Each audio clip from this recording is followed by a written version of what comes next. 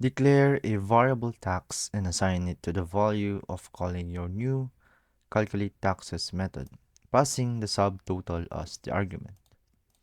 So we have to declare the tax rather with the keyword const and then the variable name, which is the tax, and then assigning the method calculate taxes. Because if we go up, we indeed have a method defined inside our shopping cart class. And since we are inside our shopping cart class, we have to refer this method with the use of the this keyword.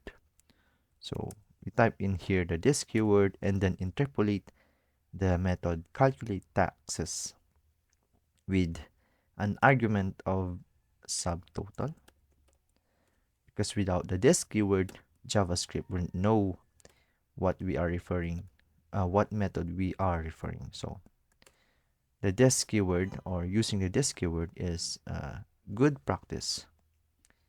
So that's it. Nice.